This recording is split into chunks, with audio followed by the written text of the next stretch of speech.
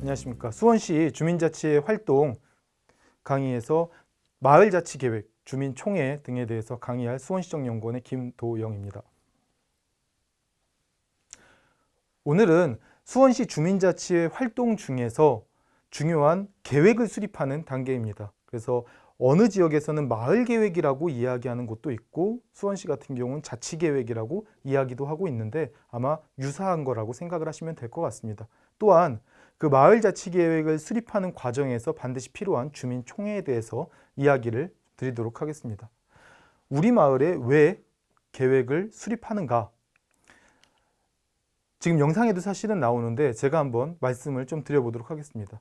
앞에 여러 강의들을 한번 보셨겠지만 최근 들어서 우리나라에 226개의 지방자치단체가 있습니다. 그리고 수원시만 해도 44개의 행정동이 있습니다. 그런데 수원시에서 최근에 치매 어르신들을 위해서 굉장히 많은 복지 정책을 펼치고 있어요. 그러면 치매 어르신이 있는 만약에 가정으로서는 치매 어르신에 대한 복지 정책이 없는 지자체에 사는 것과 치매 어르신에 대해서 어떠한 혜택이 주어지는 수원시와 같은 곳, 이곳에서 어떤 곳에 집을 선택을 하시겠습니까? 집을 옮겨야 된다면 아무래도 수원에 가서 살면 나한테 조금 도움이 될 거야 라는 판단이 되면 수원으로 이사를 갈 수가 있는 거겠죠. 그렇게 지자체마다 시민들을 위해서 무언가 특화되어 있는 정책들을 만들어내고 그 정책에 관심 있어 하시는 분들이 그 정책을 따라서 지역을 옮겨가는 현상까지도 나타나고 있습니다. 이게 실제로 일본에서 나타나고 있는 현상입니다.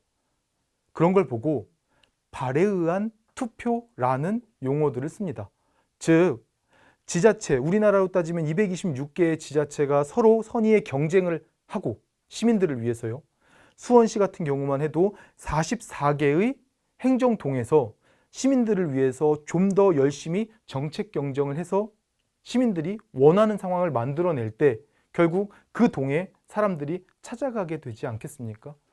즉 그 동, 우리 동이 특별히 더 좋은 동으로 만들기 위해서 어떻게 할 것인가, 그렇게 계획을 수립하는 것이 결국 자치계획의 수립의 목적이라고 생각을 합니다. 세상이 변하고 있습니다. 마을의 문제를 풀어야 하고 건강한 발전을 원하고 계십니다. 한번 보시죠. 선진사회는 지금 국가 경쟁력, 도시 경쟁력 시대를 지나 마을 경쟁력 시대로 가고 있습니다. 이게 무슨 이야기냐면 과거에는 저희가 신문이나 이런 것들을 보면 한국의 국가 경쟁력 순위가 몇이었지? 그리고 우리가 올림픽을 보면서 우리는 메달 순위가 몇 등이지? 라고 이야기하면서 자부심을 느끼던 시기가 있었습니다.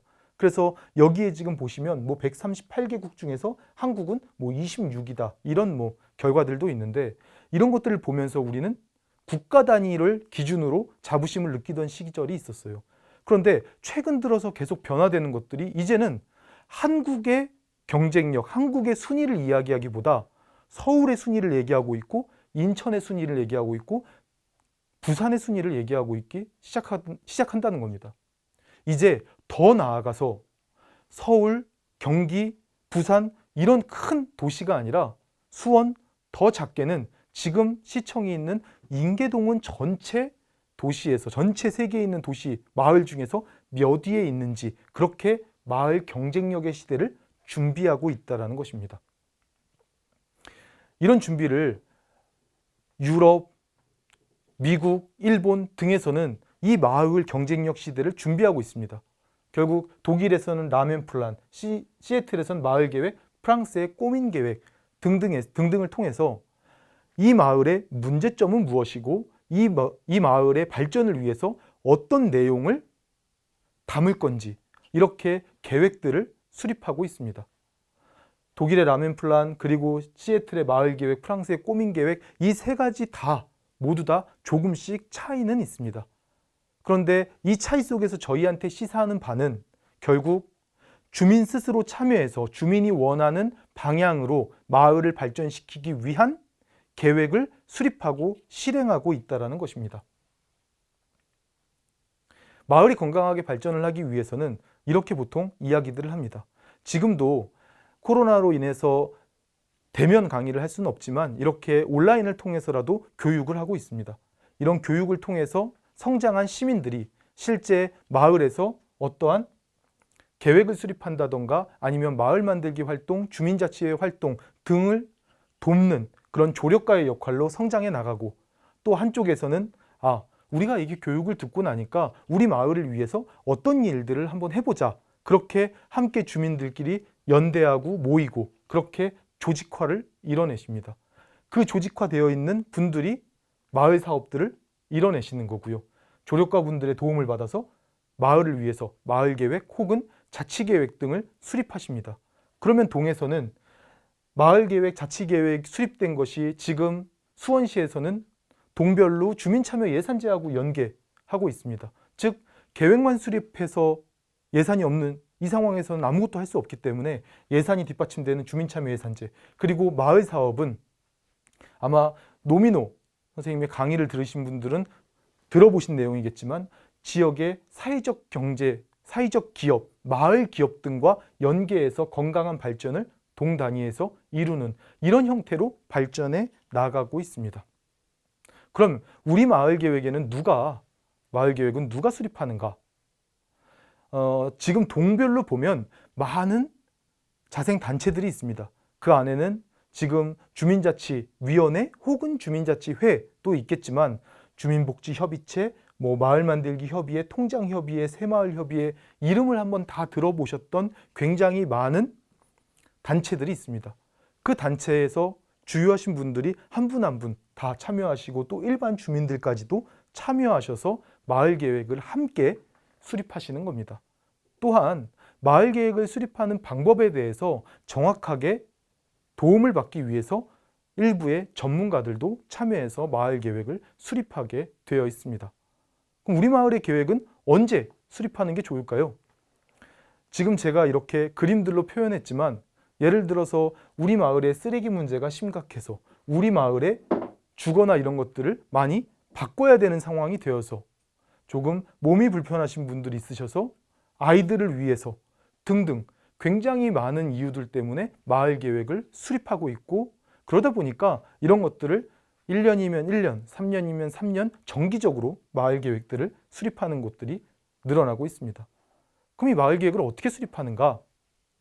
결국 문제의 정답, 문제의 해답은 그 지역에 있다라는 이야기들을 사실 굉장히 많이 하십니다. 그래서 현황, 즉 우리 마을의 정확한 문제가 무엇인지, 그리고 그냥 단순하게 사업을 위한 사업, 조직을 위한 사업이 아니라 내 생활에 도움이 되는 사업, 이런 것들로 자치계획들은 수립이 되어야 한다라는 것입니다.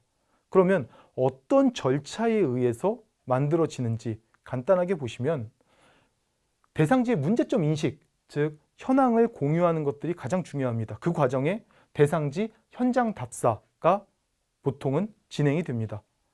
뒤에도 설명을 좀 드리겠지만 이렇게 현장에 돌아보는 이런 행위 자체가 주민들은 그렇게 생각하실 거예요. 우리가 여기서 나고 자라서 이 동네에 대해서 누구보다도 잘 아는데, 그런데 무슨 또 마을 현황을 조사하고 답사를 가느냐, 이렇게 이야기하실 수 있지만 사실 이 현황 답사의 의미는 이 마을을 모르기 때문에 가서 조사를 한다는 것보다 여기에 굉장히 많으신 분들이 같이 다니시잖아요.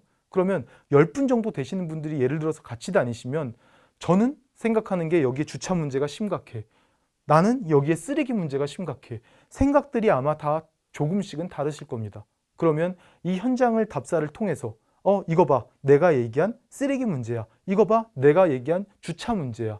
즉, 이 과정을 통해서 서로 간에 인식하고 있는 문제를 꺼내놓고 그것들을 인식을 공유할 수 있는 시간으로서 굉장히 중요한 의미를 지닙니다.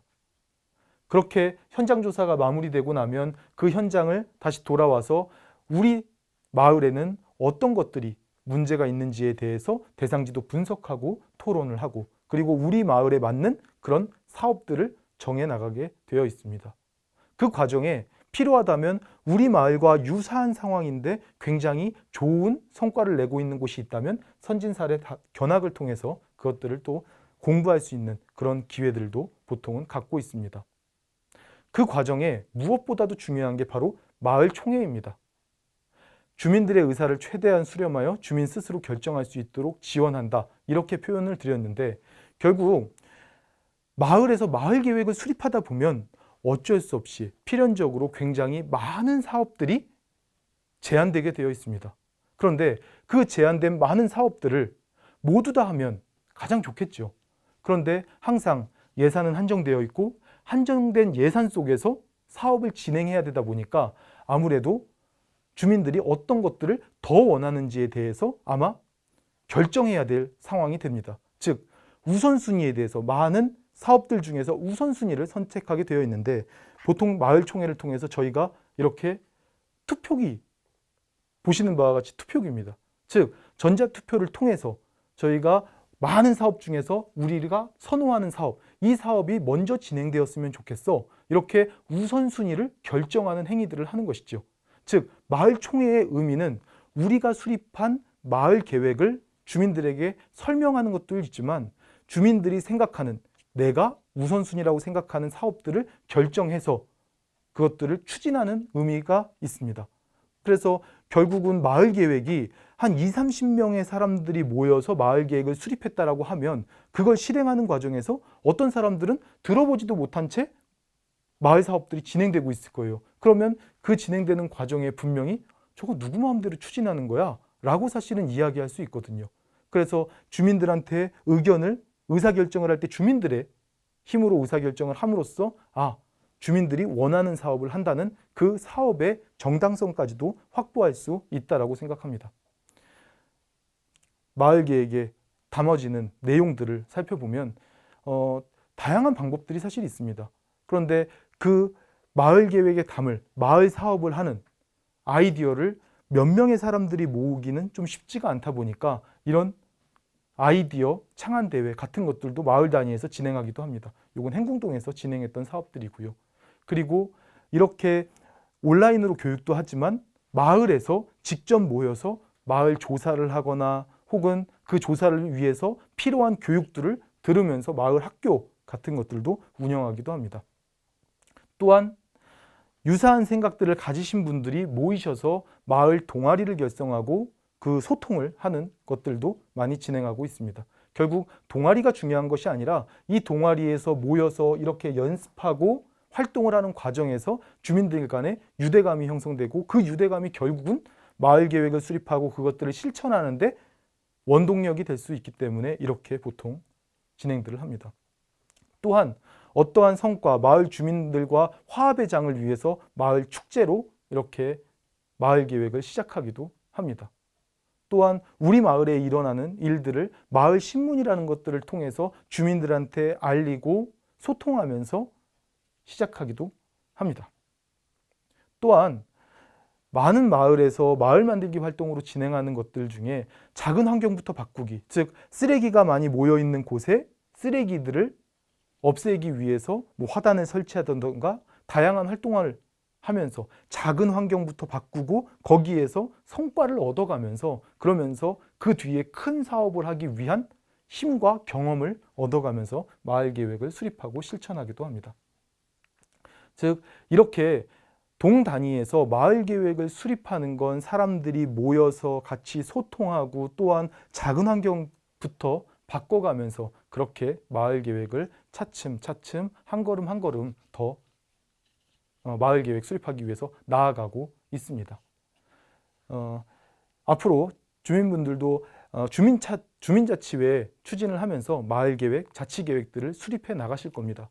지금 마을 계획, 자치 계획을 수립하는 걸 전체를 이 10분의 강의 안에 담을 수는 없지만 그 내용들이 필요하다면 시나 동에 도움을 요청해서 전문가의 지원을 받아가면서 그러면서 마을 계획을 수립하시고 마을을 직접 발전해 나가시는 주체가 되시기를 희망해 봅니다. 이것으로 강의를 마치도록 하겠습니다. 네, 감사합니다.